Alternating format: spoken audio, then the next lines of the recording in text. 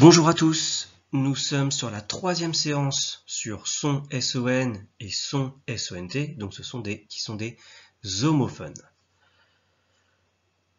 Puisqu'ils se prononcent de la même façon, de la même manière, mais ne s'écrivent pas pareil. Nous allons passer un petit rappel sur la leçon. Un petit rappel après les vacances, ça fait toujours du bien. Donc son SONT, donc avec le T, c'est un verbe, effectivement, c'est la forme conjuguée du verbe qu'on appelle aussi auxiliaire, être, au présent. Je suis, tu es, il est, nous sommes, vous êtes, ils sont, ils ou elles sont, SONT. Donc SONT, c'est bien le verbe être. Pour savoir, dans une phrase, si on peut mettre SON ou SONT, effectivement, on peut remplacer par était. Si on peut dire était dans une phrase, par exemple, ils sont déchirés, ils étaient déchirés, et bien effectivement on peut mettre SONT. D'un autre côté, on a SON sans le T, qui est lui un déterminant possessif, qui appartient à quelqu'un, possessif, donc son, et c'est toujours suivi par un nom. Par exemple, son livre, son chien, son lit. D'accord, à chaque fois, lit, livre, chien, c'est un nom. Et son, on peut le remplacer par mon. Donc, soit on utilise la première option, soit on utilise la deuxième. Nous allons passer maintenant au dernier exercice d'application. Ici, vous avez plusieurs phrases. La consigne est simple, il faut compléter à l'endroit où il y a des trous par son SONT ou son SON, tout simplement. D'accord? À chaque fois, on réfléchit.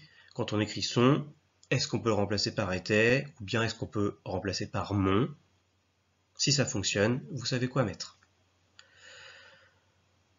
Petit rappel, cet exercice, soit vous le faites en recopiant la consigne et l'exercice sur votre cahier du jour, ou votre cahier de devoirs, ou bien, pour ceux qui ont la chance de pouvoir imprimer la feuille, eh bien vous pouvez compléter directement sur cette feuille.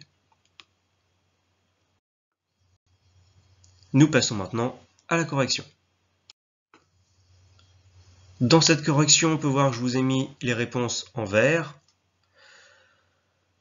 Donc soit son SON, soit son SONT. Je vais faire la correction pour les 3 premières phrases pour bien vous rappeler le principe. Après, je pense que ça sera suffisant. Si jamais ce n'est pas suffisant, vous n'hésitez pas lors de contact ou à m'écrire pour me dire si vous n'avez pas compris la correction. Donc la première phrase, c'est son pantalon qui sèche, et là ce sont des chaussettes.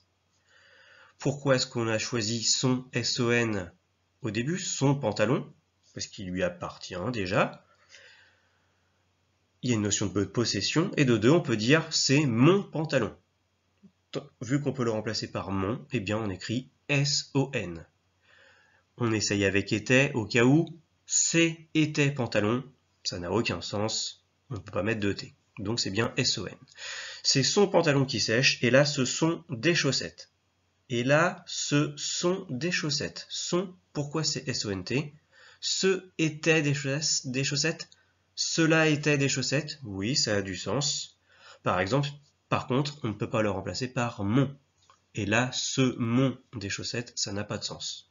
Donc, et là, ce était des chaussettes. Cela était des chaussettes. Oui, ça a du sens. SONT. Et le verbe être, effectivement. Deuxième phrase. À qui sont ces livres?